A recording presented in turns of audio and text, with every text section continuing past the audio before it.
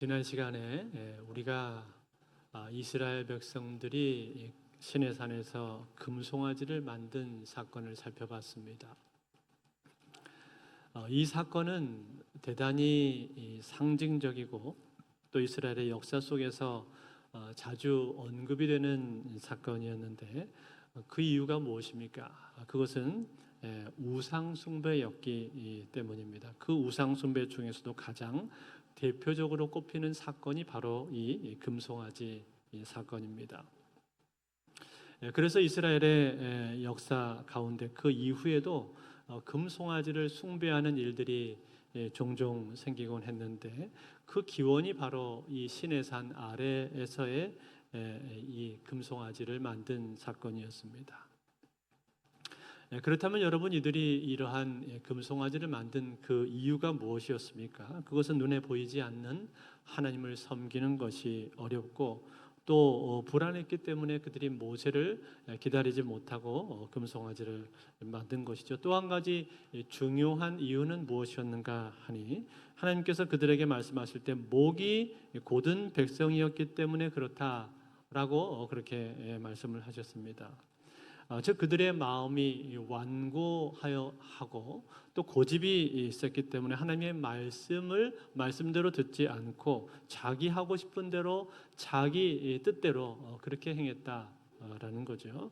그래서 여러분, 우리도 신앙생활을 하면서 내 마음대로 내 하고 싶은 대로 신앙생활을 하는 것이 아니라 과연 하나님께서 뭐라고 말씀을 하셨는가, 그것을 잘 듣고 보고 거기에 따라서 신앙생활 하는 것이 우상 숭배하지 않고 올바르게 신앙생활을 잘할 수 있는 길이다라는 적용까지 우리가 지난주에 해보았습니다. 자, 그런데 오늘 우리가 읽은 이 본문에 보게 되면은 이 우상 숭배의 사건이 생기고 나서 여기에 대해서 하나님께서 이 사건에 대해서 어떻게 반응을 하고 계시는가 하는 그러한 내용이 나오고 있는데, 하나님께서 이 우상 숭배 사건을 대하시고 어떻게 반응하십니까? 크게 진노를 하셨죠. 오늘 본문 10절에 보면은 그 말씀이 나오는데 10절에 이렇게 말하고 있습니다. 그런즉 내가 하는 대로 두라. 내가 그들에게 진노하여 그들을 진멸하고 너를 큰 나라가 되게 하리라. 자, 하나님이 진노하셨는데 얼마나 크게 진노를 하셨는가 하니 내가 그들을 다 진멸해 버리겠다라고 말씀을 하실 정도로 그렇게 크게 진노하셨다, 그런 말이에요.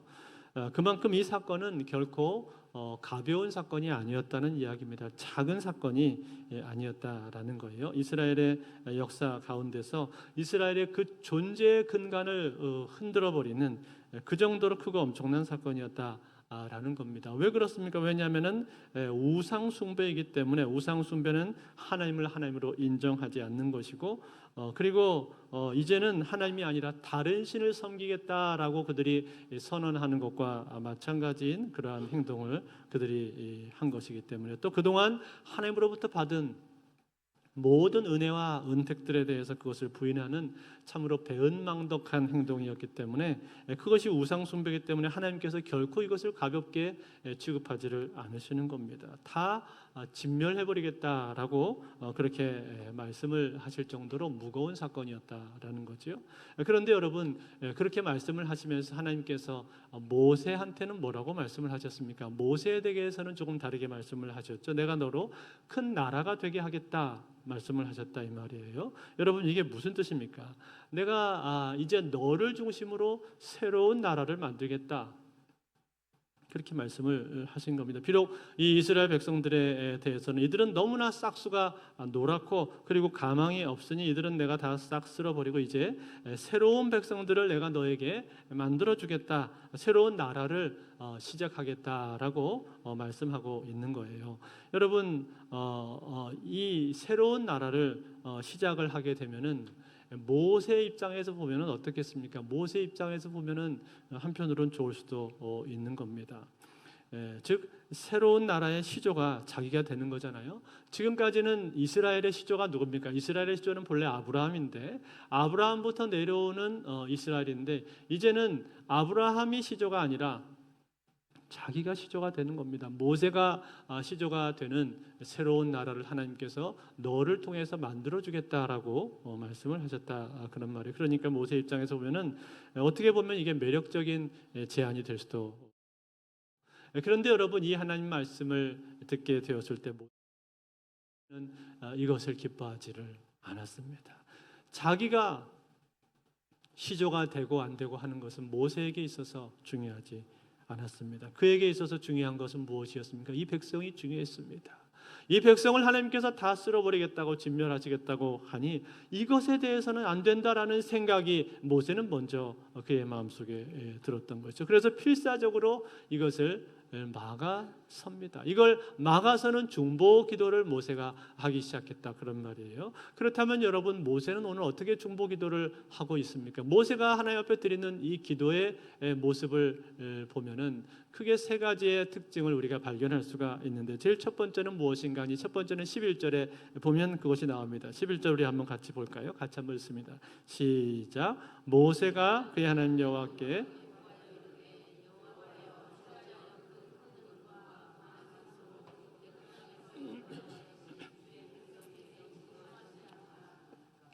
자, 뭐라고 해서 이 백성에 대해서 설명을 했는데, 이 백성이 어떤 백성이라고 말했습니까? 그 큰 권능과 강한 손으로 애굽 땅에서 인도하여 내신 주의 백성이다, 그렇게 말을 했죠. 여러분, 지난주에 우리가 금송아지 사건을 같이 살펴볼 때, 그때 이 하나님께서 이스라엘 백성들이 금송아지를 만들어 놓고 우상 숭배하니까 모세에게 노를 바라면서 하나님 뭐라고 말씀하셨습니까? 내려가라.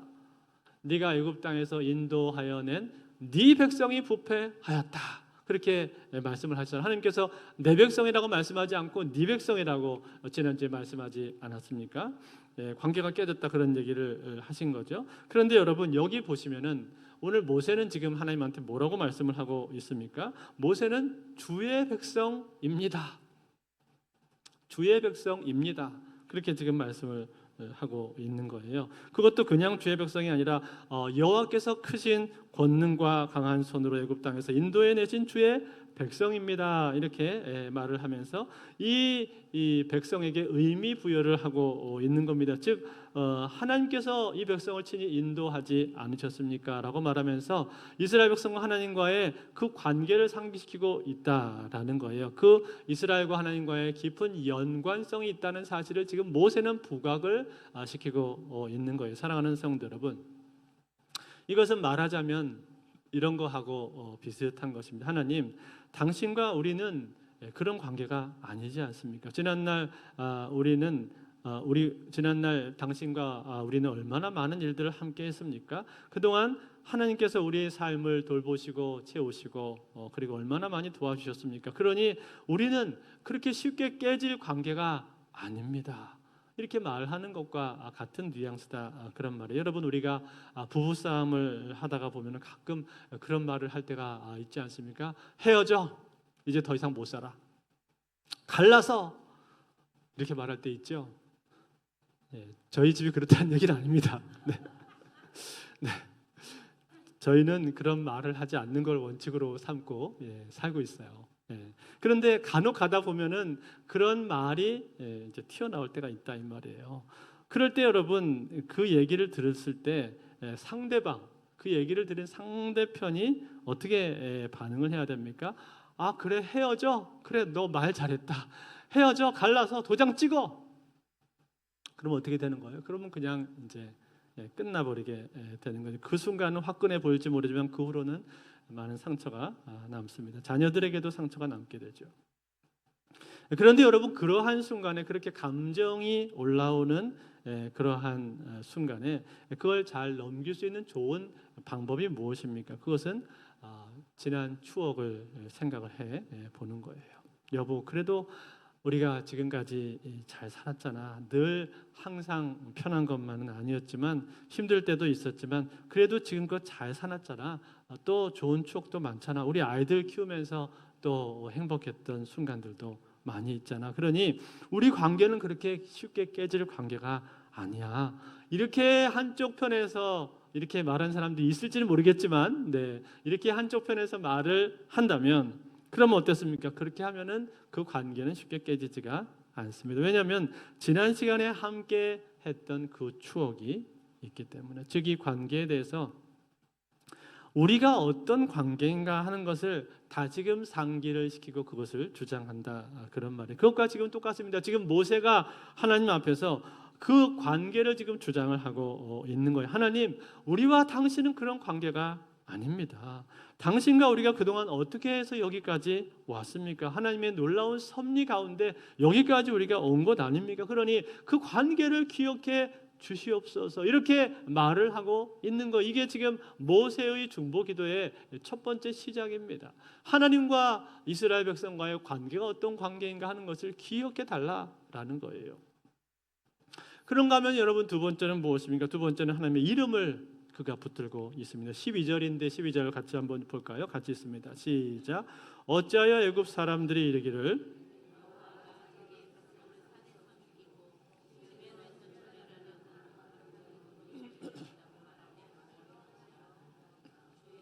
맹렬한 노를 그치시고 뜻을 돌이키사 주의 백성에게 이 화를 내리지 마옵소서. 자, 뭐라고 했어요? 지금 모세가 하나님 앞에서 애굽 사람들을 끄집어내고 있습니다.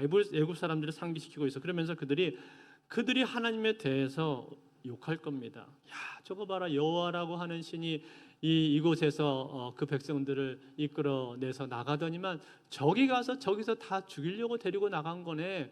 악한 신이네. 그러면서 저 이방 사람들, 애굽 사람들이 하나님을 욕을 하게 될 거다라는 거예요. 즉 하나님의 이름이 그렇게 하면 땅에 떨어지게 된다라는 거예요. 다시 말해, 하나님이 당신의 명성에 있어서 큰 문제가 생길 수밖에 없습니다. 이렇게 말하면서 하나님의 명성을 그가 지금 주장을 하고 있는 거예요. 여러분, 하나님께서는 당신의 이름을 얼마나 귀하게 여기십니까? 당신의 이름을 하나님께서는 아주 존귀하게 여기시고, 그리고 그것이 땅에 떨어지기를 원치를 않으십니다. 그 이름에 합당한 영광을 얻기를 원하신다, 그런 말이에요. 그래서 시편 96편 8절에 보면 이렇게 말씀했습니다.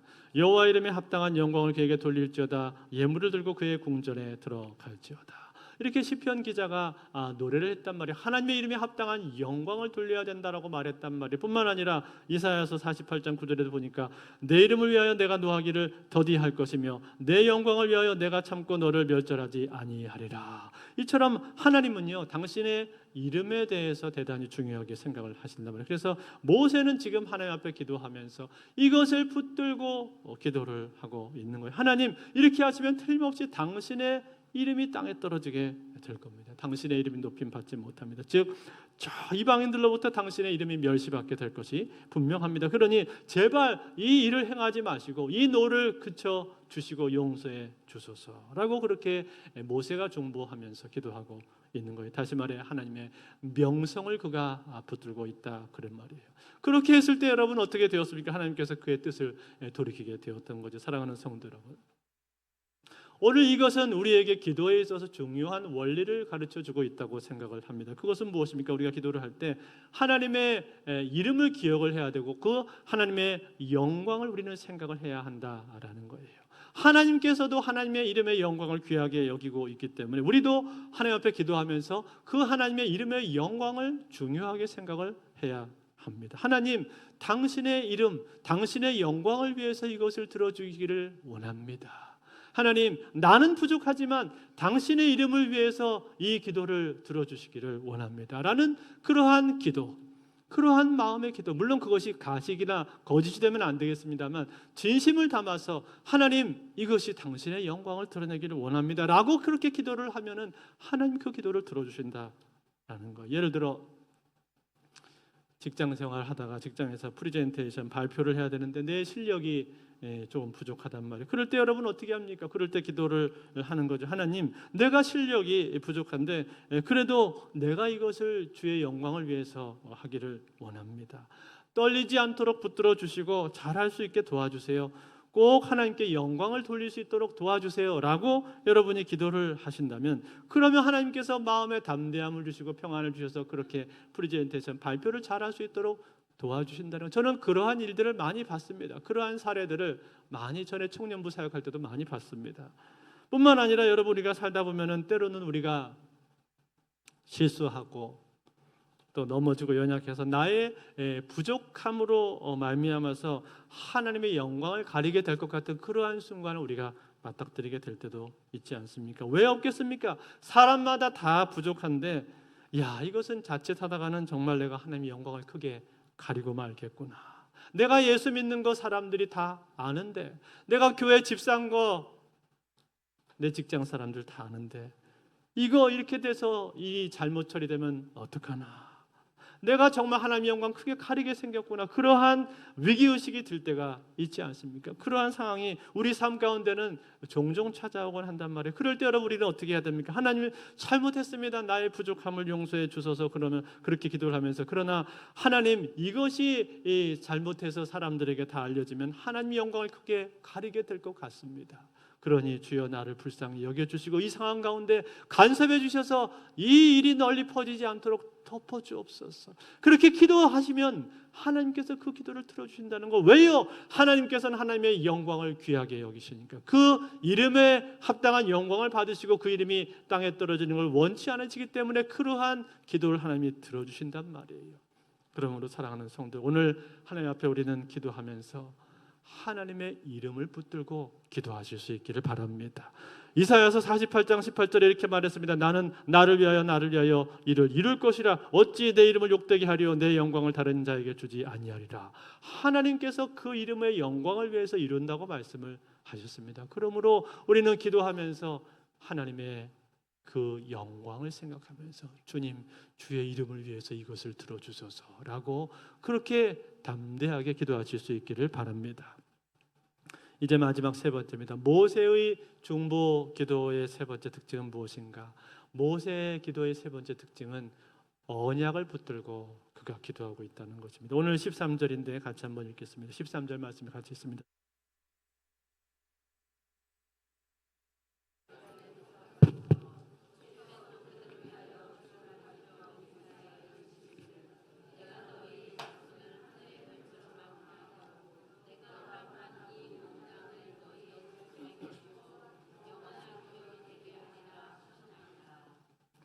뭐라고 말했어요? 주의 종 아브라함과 이삭과 이스라엘을 기억하소서. 즉 아브라함과 이삭과 야곱을 기억하소서 말한 거죠. 여러분, 이 사람들이 누굽니까? 이 사람들 이스라엘의 족장들이죠.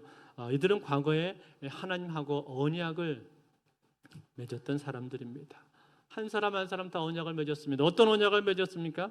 오늘 본문에 나오고 있는 것처럼 주께서 주를 가리켜 맹세하여 이르시기를 내가 너희의 자손을 하늘의 별처럼 많게 하고 보이는 이 온 땅을 너와 내 자손에게 주리라. 그 약속하셨던 바로 그 언약입니다. 그 언약을 지금 이 모세가 기억을 하고 있는 거예요. 그리고 하나님 앞에서 이 언약을 끄집어내서 상기시키고 있는 거예요. 사랑하는 성도 여러분, 이것이 왜 중요할까요? 이게 왜 중요하냐면 하나님은 언약의 하나님이시기 때문에 그렇습니다. 하나님은 언약의 하나님이세요. 약속하신 걸 반드시 이루신다. 그런 말이 약속을 해놓고 그것을 안 한 것처럼 그렇게 집어삼키는 분이 아닙니다. 말을 바꾸거나 거짓말 하시는 분 전혀 아닙니다. 그래서 민수기 23장 19절에 보면 이렇게 말씀했습니다. 하나님은 사람이 아니시니 거짓말하지 않으시고 인생이 아니시니 후회가 없으시도다. 어찌 그 말씀하신 바를 행하지 않으시며 하신 말씀을 실행하지 않으시랴. 하나님은 거짓말하지 않으신다. 이 본문이요, 과거의 개역 성경, 개역 한글 성경에 보면은 하나님이 시건하지 않으신다 그렇게 해석을 그렇게 번역을 했습니다. 즉 말을 한번 내뱉고 나서 안 한 것처럼 얼른 주어서 집어삼키는 그러한 분 아니시다라는 거예요. 다시 말해 하나님은 한번 말씀하신 것에 대해서는 반드시 그것을 지키신다는 거예요. 어김이 없이 하나님이 하신 말씀에 대해서는 그것을 반드시 지키시는 분이다라는 거예요. 때문에 여러분, 우리는 기도를 할 때 이 하나님의 약속을 붙들고 기도하는 것, 이건 너무나도 중요한 겁니다. 저도 아이들과 같이 지내다 보면은 약속을 할 때가 있는데 제가 바빠서 뭐 이렇게 제대로 못 하다가도 아이들이 아빠 그거 나랑 약속했잖아 이렇게 말을 하면은 들어줄 수밖에 없어요. 아빠 나랑 같이 놀기로 했잖아. 그러면은 그거를 영락없이 들어줘야 돼요. 왜냐하면은 제가 한 말이 있으니까, 내뱉은 말이 있으니까. 하물며 저 같은 부족한 사람도 약속을 지키려고 하는데 하나님이 얼마나 약속을 지키시겠냐 이 말이에요. 하나님은 한 번 약속한 것에 대해서 지키지 않는 적이 없는데, 이처럼 이 약속이라고 하는 것은 이렇게 강력한 것이 바로 약속입니다. 여러분, 우리가 하나님으로부터 약속을 받았다라는 이 사실은요, 그것은 마치 문서를 받은 거하고 똑같은 거예요. 우리가 집을 계약을 하다 보면, 전세 계약 같은 거 할 때도 제일 중요한 게 뭡니까? 계약서잖아요. 계약서가 제일 중요하잖아요.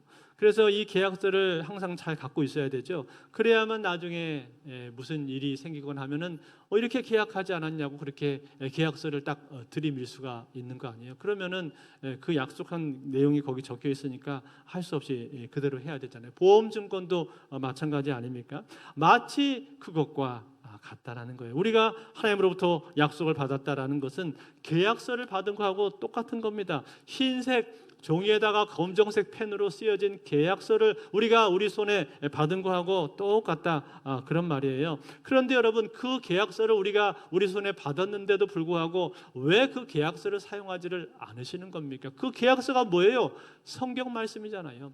성경 말씀 안에 다 약속이 들어있는 거 아닙니까? 하나님께서 우리에게 약속하신 보배로운 약속들이 다 성경 말씀 안에 가득 담겨 있는데 그 계약서를 손에 쥐고 왜 계약서를 쓰지를 않으십니까? 그 계약서를 들면 되는데 왜 계약서를 장롱 안에 넣어놓고 계약서가 없는 것처럼 그렇게 사시냐 이 말이에요. 하나님 우리에게 계약을 하신 겁니다. 수없이 많은 약속들을 우리에게 주셨단 말이에요. 이 약속은 누구의 것입니까? 이 약속은 붙드는 사람의 것인 줄로 믿습니다. 약속을 붙들면 그 약속은 자기의 것이 되는 거고, 약속을 붙들지 않으면 그 약속은 나하고 상관없는 거예요. 하나님 약속을 했는데도 불구하고 장롱에다가 집어넣고 약속이 있었는지 없었는지도 모르고 있으면 나하고 아무런 상관이 없다 이 말이에요. 오늘 모세를 보십시오. 모세는 약속을 붙들고 있지 않습니까? 하나님께서 아브라함과 이삭과 야곱에게 하신 약속이 있지 않습니까? 우리 조상들과 맺은 약속이 있지 않습니까? 그 약속을 지키셔야죠. 그렇게 주장하고 있잖아요. 그러니까 여러분, 하나님께서 어떻게 하십니까? 오늘 본문 맨 마지막 절 같이 읽습니다. 14절 시작. 여호와께서 뜻을 돌이키사 말씀하신 화를 그 백성에게 내리지 아니하시니라. 아멘. 하나님께서 뜻을 돌이키셨습니다. 화를 내리겠다고 했지만 뜻을 돌이키셨단 말이에요. 약속하신 것이 있기 때문에 하나님께서 화를 내리지 않고 그 백성을 용서해 주셨다는 거예요. 사랑하는 성도 여러분, 오늘 우리는 이 모세의 기도를 보면서 중보기도가 무엇인지 배우기 원합니다. 중보기도는 먼저 하나님하고의 나와의 관계를 내가 주장을 해야 됩니다. 하나님과의 나와의 관계가 어떤 관계에 있습니까? 아버지와 아들의 관계입니다. 하나님 예수 그리스도를 통해서 나를 자녀로 삼아 주시지 않았습니까? 그 관계를 내가 잊지 말고 주장을 하는 것이고, 두 번째로는 그 하나님 아버지 이름을 붙드는 것입니다. 하나님 그 이름의 영광, 그 이름의 영광을 위해서 이 기도를 들어주소서. 하나님은 당신의 이름을 귀하게 여기시고 중요하게 생각하시는 분 아닙니까? 하나님의 영광을 붙들고 기도하면 하나님께서 그 기도를 외면하지 않으십니다. 마지막 세 번째로 하나님의 언약을 붙드십시오. 하나님의 언약은 변함없는 계약서와 같습니다. 나에게 주신 이 계약서를 붙드시고 이 계약서를 날마다 주장하시기를 바랍니다. 그러면 그 어떤 것보다도 이것은 가장 강력한 중보 기도의 보증이 될 줄로 믿습니다. 이제 말씀을 맺겠습니다. 에릭 리들은 스코틀랜드 출신의 육상 선수로서 1924년도에 파리 올림픽에서 금메달을 획득을 하고 선교사로 헌신을 했던 믿음의 사람입니다. 그는 하나님의 빠른 발이라는 별명을 가지고 있었는데 그의 인생은 약속의 말씀과 기도 그리고 믿음의 실천으로 가득 찬 인생이었습니다. 1924년도에 파리 올림픽에서 에릭 리들은 육상 100m 경주의 유력한 금메달 후보였습니다. 그런데 100m 경기가 주일에 열릴 예정이라는 소식을 듣게 되었을 때 그는 자신의 신앙적인 원칙에 따라서 신앙적인 원칙을 지키기 위해서 경기에 출전하지 않기로 결정을 했습니다. 그는 주일은 하나님께 예배드리는 날로 구별되어야 한다는 믿음에 따라서 올림픽 출전을 포기를 한 겁니다. 이 결정은 영국 사회에 큰 충격과 반향을 일으켰고 그와 함께 많은 비난과 거센 논란에 둘러싸이게 되었습니다. 그렇지만 그는 신앙적 원칙을 굳게 지켰습니다. 그 대신 그는 다른 날 열리게 되는 400m 경기에 출전을 하기로 결심을 했습니다. 그 당시 400m는 그의 주종목이 아니었고 우승 가능성도 별로 없었습니다. 그런데 경기를 치르기 직전에, 경기가 열리기 직전에 한 미국인 코치가 그에게 다가오더니 사무엘상 2장 30절이 적힌 쪽지를 그에게 전달을 해 주었습니다. 그 내용은 이렇게 되어 있었습니다. 나를 존중히 여기는 자를 내가 존중히 여기리라. 에릭 리드는 이 말씀을 붙들고 하나님 앞에 간절히 기도하기 시작했습니다. 주님, 이 말씀 그대로 내가 주님을 존중을 하겠습니다. 주여, 나를 존중하시고 나를 도와주소서. 그렇게 기도하고는 그는 경기장에 출전을 했습니다. 그런데 놀랍게도 그는 400m 경기에서 금메달을 땄을 뿐만 아니라 세계 신기록을 그날 달성을 하게 되었습니다. 이 경기가 다 마치고 났을 때 기자들은 그에게 몰려와서 물었습니다. 어떻게 100m 선수가 400m에서 우승을 할 수가 있었습니까? 그때 그는 이렇게 말을 했습니다. 200m는 온 힘을 다해서 달렸고 나머지 200m는 하나님께서 주시는 힘으로 달렸습니다. 나는 달릴 때 하나님의 영광을 느낍니다. 하나님께서는 우리의 한계를 넘어서 승리하도록 하십니다. 이런 고백을 그가 했다고 합니다. 사랑하는 성도 여러분, 이 에릭 리들은요, 하나님의 영광을 위한 삶을 살기를 원했고 그것을 위해서 하나님의 약속을 굳게 붙들었습니다. 그렇게 했을 때 그의 삶 가운데는 불가능한 것이 가능케 되는 기적의 역사가 일어나게 되었던 거예요. 즉 그의 마음속에 깊은 기도를 하나님께서 응답해 주셨던 겁니다. 사랑하는 성도 여러분, 그렇습니다. 우리가 하나님 앞에 살아가면서 하나님 앞에 기도할 때 하나님과의 약속을 붙들고 기도하면 하나님께서 반드시 거기에 대해서 응답해 주십니다. 그리고 우리의 삶이 하나님의 영광이 되기를 원할 때 말로만 영광되기 원합니다. 그것이 아니라 진실로 우리의 마음을 들여서 주님, 나의 삶이 주 앞에 영광이 되기를 원합니다.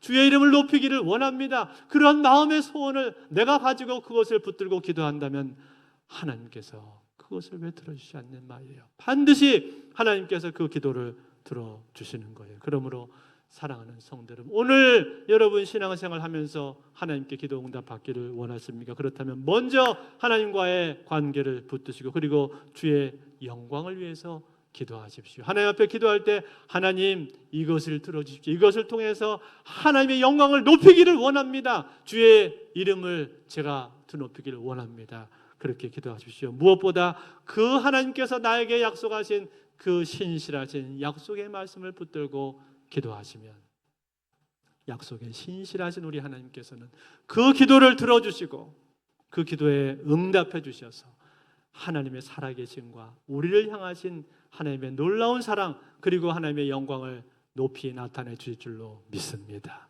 이 은혜가 오늘도 저와 여러분의 삶에 함께 하실 수 있기를 우리 주 예수 그리스도 이름으로 축원드립니다.